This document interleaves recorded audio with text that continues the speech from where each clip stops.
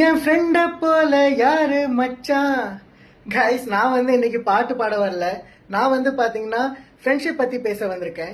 நல்ல நண்பர்கள் கிடைப்பது வந்து பாத்தீங்கன்னா அது வந்து கடவுள் கொடுத்த ஒரு வரங்க. ஏன்னா நமக்கு லைஃப்ல எவ்வளவு பெரிய பிரச்சனையா இருந்தாலும் சரி, லைஃப்ல எவ்வளவு கஷ்டமான சூழ்நிலையா இருந்தாலும் சரி, நமக்கு ஃபர்ஸ்ட் ஞாபகம் வர்றது நம்ம ஃப்ரெண்ட்ஸ் மட்டும்தான்.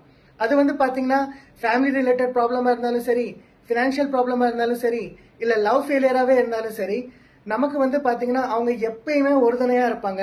நம்ம வந்து ஜஸ்ட் ஒரு ஃபோன் கால் பண்ண போதும் அடுத்த நிமிஷமே நமக்காக வந்து நிப்பானுங்க. சில விஷயங்களை வந்து பாத்தீங்கன்னா நம்ம ஃபேமிலி மெம்பர்ஸ்ட கூட ஷேர் பண்ண முடியாது. பட் நம்ம எந்த ஒரு மேட்டரா இருந்தாலும் நம்ம ஃப்ரெண்ட்ஸ் கூட நம்ம ஓப்பனா ஷேர் பண்ணலாம். நம்ம வந்து அவங்க கூட கொஞ்ச நேரம் டைம் ஸ்பெண்ட் பண்ணா போதும், நமக்கு வந்து எப்படிப்பட்ட பிரச்சனையா இருந்தாலும் பரவாயில்ல, அந்த பிரச்சனை வந்து பாத்தீங்கன்னா காத்தோட காத்தா பறந்து போகுங்க. அந்த டைம்ல அவங்க வந்து ஒரு மந்திர வார்த்தையை சொல்வாங்க. என்னன்னா, டே மச்சி விட்ரா, எதுவா இருந்தாலும் பாத்துக்கலாம்டா, நான் இருக்கேன்டா உங்க கூடன்னு சொல்லிட்டு நமக்கு வந்து ஒரு புது தைரியத்தை கொடுப்பாங்க. ஸோ அவங்க வந்து பாத்தீங்கன்னா நம்ம தப்பு பண்ணும்போது திட்டவும் செய்வாங்க, நம்மளை மோட்டிவேட்டும் பண்ணுவாங்க. ஸோ நம்ம ஃப்ரெண்ட்ஸ் வந்து பாத்தீங்கன்னா நமக்கு வந்து ஒரு தெரப்பி மாதிரி இருப்பாங்க இல்லையா?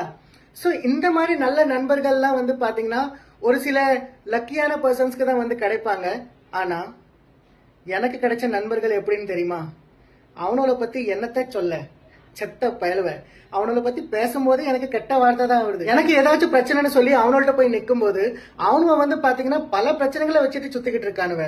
மச்சி எனக்கு வந்து கொஞ்சம் காசு தேவைப்படுது, கொஞ்சம் ஹெல்ப் பண்ணுங்கடா அப்படின்னு கேட்கும்போது அவனுங்க வந்து பாத்தீங்கன்னா ஃபுல்லி ப்ரிப்பேர்டா இருப்பானுங்க.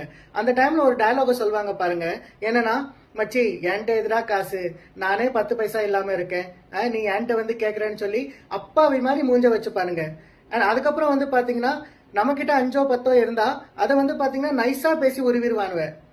விட்டாக்க ஜட்டியா கூட உருவிடுவானுவ. இப்படிப்பட்ட நண்பர்களை வச்சுட்டு நான் வந்து எப்படி நல்லா இருக்க முடியும்? நீங்களே சொல்லுங்க.